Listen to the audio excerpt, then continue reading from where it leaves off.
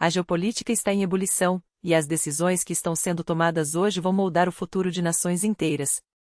Enquanto o mundo observa, atônito, os desdobramentos da guerra na Ucrânia, as peças do tabuleiro internacional se movem com uma velocidade impressionante e você precisa estar por dentro de cada lance antes que os outros sequer percebam o que está acontecendo.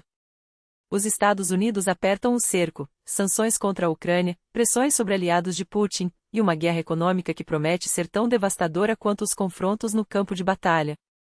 Donald Trump não poupa palavras ao desmontar a retórica de Moscou, chamando de afantochada as declarações de Sergei Lavrov sobre a legitimidade de Zelensky. Para o ex-presidente americano, tudo não passa de encenação e a única saída real é um encontro face a face entre os dois líderes. Basta de discursos vazios. Ou eles sentam para negociar, ou a conta vai chegar, e vai doer muito, avisa Trump, sem meias palavras. Sua estratégia? Sanções implacáveis, tarifas recordes, como 50% sobre produtos indianos, uma resposta direta à compra de petróleo russo por Nova Delhi, e um aviso claro: quem financia a máquina de guerra do Kremlin vai pagar o preço. E as sanções estão surtindo efeito. A União Europeia comemora, em apenas uma semana, as restrições à frota fantasma russa reduziram em 30% os lucros de Moscou com o transporte de petróleo pelos mares Báltico e Negro. Bilhões de dólares que deixaram de abastecer os cofres do exército russo. Kaja Kallas, chefe da diplomacia europeia, é taxativa: cada real, cada dólar que bloqueamos é um golpe na capacidade de Putin continuar essa guerra. Enquanto isso, as bombas não param. Na região de Sumy, drones russos atingiram infraestrutura civil, deixando cidades no escuro e moradores sem água. Em Poltava, incêndios em empresas de energia.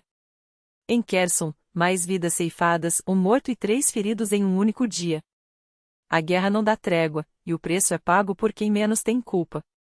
Mas enquanto a Ucrânia sangra, a Rússia mergulha em um passado que parecia superado. Em Moscou, o relógio não marca 2025, mas sim 1937 ou pior, 1917. A nacionalização avança a passos largados, e o que antes era propriedade privada vira alvo do Estado de um dia para o outro. O último alvo. A maior produtora de caranguejos do país, a Vostok 1, fundada do zero em 1991, sem nenhum vínculo com o governo. Agora, a Procuradoria-Geral, braço direito de Putin, exige que a empresa seja estatizada, sob a acusação de controle estrangeiro. Os donos, segundo o órgão, devem devolver 37 bilhões de rublos aos cofres públicos. E não para por aí, o mesmo destino pode aguardar a KaDeWe, gigante de salgadinhos como torradas e kireshí. Os Tengelo, donos da empresa, são acusados de extremismo por supostamente apoiar as forças armadas ucranianas. Sim, você leu certo, comprar um pacote de biscoitos agora pode ser interpretado como financiamento à resistência ucraniana. O absurdo não tem limites. E como se não bastasse, o próprio Putin virou uma peça de ficção.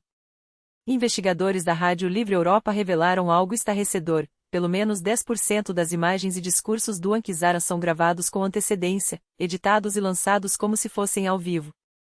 Seja por questões de saúde, seja por pura estratégia de controle, o homem que deveria liderar a nação mais aparece em versões enlatadas Anduque em carne e osso. A pergunta que não quer calar: até quando essa farsa vai se sustentar? Enquanto a Rússia afunda em seu próprio delírio autoritário, o mundo se divide entre quem age e quem apenas assiste. As sanções estão funcionando, a economia russa sofre, mas as bombas continuam caindo. A questão não é mais se essa guerra vai terminar, mas como e quem vai pagar a conta final. Você está preparado para o que vem por aí? Porque, acredite, o próximo capítulo já começou. E só quem está bem informado vai entender as entrelinhas antes que seja tarde. Enquanto Putin se esconde atrás de cortinas de fumaça e coincidências suspeitas, como latas de comida enlatada casualmente servidas no aniversário de Alina Kabaeva, a realidade o trai pelos detalhes. Não foi um vazamento, não foi um erro, foram os livros na estante. Sim, livros. A mesma inteligência que supostamente o treinou no KGB não conseguiu prever que um simples arranjo de volumes revelaria sua presença. Ironias à parte, isso explica porque o ex-agente nunca foi enviado para o Ocidente, mas sim para a Alemanha Oriental, onde o máximo que podia espionar eram os cardápios da Stasi. Uma carreira de fracassos que, no entanto, não o impediu de se autoproclamar mestre dos jogos de poder. Coincidência? Ou apenas mais uma prova de que, no fundo, o czar nos sempre acaba exposto? E enquanto Moscou se afoga em suas próprias mentiras, Lukashenko, o eterno companheiro de viagem de Putin, faz seu jogo sujo com Washington. O ditador bielorrusso, aquele mesmo que sequer pisca ao jogar dissidentes em masmorras, agora negocia sua sobrevivência política como se fosse um mercador em um bazar, liberto alguns presos, vocês aliviam as sanções. 30 vidas em risco crítico, outras 190 à beira do colapso físico, e ele barganha como se fossem peças de xadrez. Trump, em sua típica mistura de arrogância e ingenuidade, até agradeceu pelo gesto humanitário, como se libertar 16 prisioneiros entre 1.300 fosse um ato de clemência e não uma manobra desesperada. Mas atenção, quando um tirano como Lukashenko estende a mão para o Ocidente, não é por remorso. É porque sente o chão ardendo sob seus pés. E se até ele está procurando uma saída, o que isso diz sobre o futuro da aliança Putin-Lukashenko?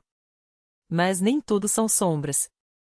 Enquanto Viktor Orbán, o queridinho de Moscou em Budapeste, faz caretas para Bruxelas e abraça Putin em segredo, sua própria capital lhe dá um recado em luzes de neon. O Chain Bridge, símbolo da cidade, se iluminou em azul e amarelo não por ordem de Kiev, não por um ataque cibernético, mas por decisão do prefeito Gergely Karaksony.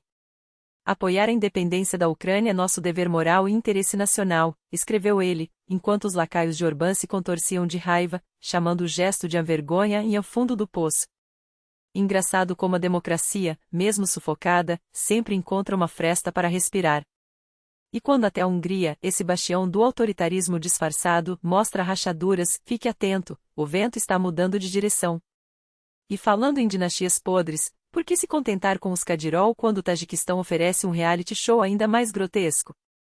Emomali Rahmon, o presidente que transformou o país em seu feudo pessoal há 30 anos, acaba de presentear a filha mais velha, Azada, com o título de trabalhadora honorária. Sim, a mesma Azada que já comandava a administração presidencial, que já havia ganhado a Ordem da Bola, perdoem a tradução literal, mas o absurdo merece, e que, pasmem, é apenas a primeira de 9 herdeiros espalhados pelos postos-chave do Estado. O filho mais velho, Rustam, é prefeito da capital e presidente do Senado, ou seja, o sucessor oficial. A caçula, Farzana, acaba de assumir um cargo no Ministério da Saúde. Outra filha, Rukona, é embaixadora no Reino Unido. E assim segue a lista, como uma piada de mau gosto onde o punchline é sempre o mesmo, aqui, poder não se elege, se herda. Então me digam, quanto tempo mais vamos fingir que isso é normal? Que ditadores são estabilizadores, que corrupção é a cultura local, que prisões políticas são a questões internas. A história não perdoa os que fecham os olhos. Cada luz azul em Budapeste, cada prisão vazia em Minsk, cada título ridículo no Tajiquistão é um sinal. O sistema está apodrecendo por dentro, e os que apostaram nele já começam a procurar saídas de emergência. Agora, a pergunta que não quer calar: você está do lado certo quando a maré virar? Porque, quando esses castelos de cartas desabarem, e eles vão desabar, não adianta dizer que não viu os avisos. Eles estão aqui. Todos os dias. Nas entrelinhas, nas sombras, e agora, nas luzes de uma ponte que se recusa a se curvar. Não deixe que a indiferença seja sua herança. Compartilhe, comente, exija respostas. Porque a única coisa pior que um tirano é um povo que se cala diante dele. Até a próxima e que as notícias que virão sejam as que nós ajudamos a escrever.